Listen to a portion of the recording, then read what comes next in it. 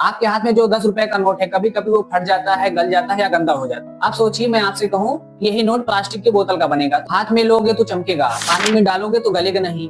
नकली बनाना तो इम्पॉसिबल ही है। लेकिन यहाँ एक ट्विस्ट है, हम इस प्लास्टिक को यहाँ प्लास्टिक नहीं बल्कि इसे पॉलीमर बोलेंगे। प्लास्टिक यानी पॉलीमर की खोज हुए कई साल हो गए, लेकिन 15 साल या 20 साल से अधिक हो गया भारत सिर्फ इस पर अभी चर्चा ही कर रहा है। हाल ही में जो चर्चा है 10 और 20 रुपए की पॉलीमर नोट बनाने की, आइए मैं आपको इसे बताता हूँ कि इसमें राजनीतिक और वैज्ञानिक क्या फायदा होने वाला है। सबसे पहले जानते हैं ये पॉलीमर क्या है।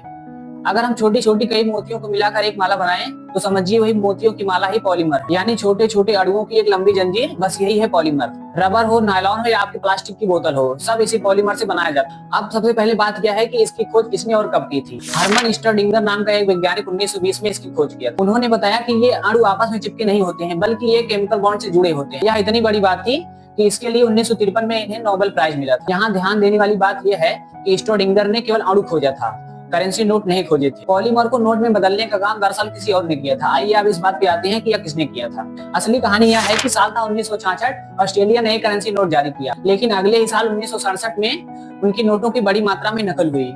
इस बड़ी नकल की वजह से सरकार के पसीने छूट गए। तो सन 1969 में रिजर्व बैंक ऑफ ऑस्ट्रेलिया के वैज्ञानिक डेविड सोलोमन ने एक नियम बनाया, जिसमें उन्होंने कहा कि कागज के नोटों की जगह हम पॉलीमर का यूज करेंगे। यह सुनने में तो आसान, लेकिन करना बहुत ही मुश्किल था। लेकिन बात यह थी कि प्लास्टिक पे तो स्याही नहीं चिपकती है, यह ठंड में सिकुड़ जाती है और गर्मी में पिघल जाती है।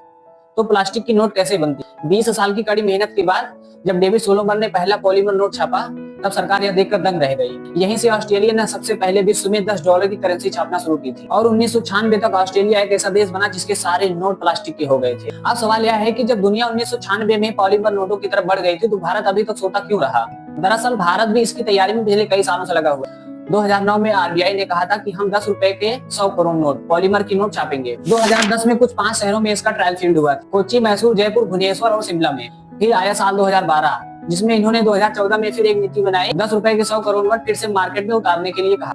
इसकी कोशिश एक बार 2017 में फिर हुई थी, लेकिन किन्हीं कारणों से यह भारत में सफल नहीं हो रही। दरअसल दिक्कत यह आ रही थी कि पॉलीमर नोटों का जो खर्चा आता है वो 30 से 60% अधिक हो सकता है कागज की नोटों की तुलना में। जहाँ एक 10 रुपए का पॉलीमर नोट बनाने का खर्चा लगभग 3 से 4 रुपए बढ़ जा रहा था कागज की तुलना में। इस पॉलीमर नोट के चलते देश भर में एटीएम, बैंकिंग सुविधाएं सभी को सुधारनी पड़ती, जिससे देश पर एक काफी बड़ा खर्च आ सकता है। लेकिन एक बार फिर से साल 2026 में अब सरकार ने इसे हरी झंडी दे दी। आरबीआई ने 10 रुपए और 20 रुपए के 200 करोड़ नोट छापने के लिए बोल दिया। इन नोटों को छापने के लिए आरबीआई की तरफ से एक स्पेशल गाइडलाइन जारी की गई है, जिसमें कहा गया है कि भारत और चीन से ना कोई कच्चा माल खरीदा जाए और ना वहां से कोई कर्मचारी को हायर किया जाए। आरबीआई की ही एक कंपनी बीआरबी एनएमपीएल ने ही इस नोट को छापने की जिम्मेदारी ली है। चलिए पॉलीमर नोट के कुछ फायदे देखते हैं। जहां कागज के नोट केवल 6 महीने से 1 साल तक की मार्केट में रुक सकते हैं, वहीं ये पॉलीमर नोट 4 से 6 साल तक मार्केट में रह लेंगे। इसमें एक क्लीन विंडो होती है जो सुरक्षा की दृष्टि से बनाई गई। और सबसे पहले सरकार को यहाँ अपने इंफ्रास्ट्रक्चर पर ध्यान देना पड़ेगा, जहाँ उन्हें एटीएम, बैंकिंग सुविधाएं दोनों को अच्छे से बदलनी होगी, नहीं तो ये एटीएम या बैंक सुविधाएं समझ नहीं पाएंगे कि कैश कैसा है। इस पॉलीमर नोट में कोई खुरदरा या कोई छिद्र बिंदु नहीं होता है, जिससे कि इसमें बैक्टीरिया पनपने नहीं पाते हैं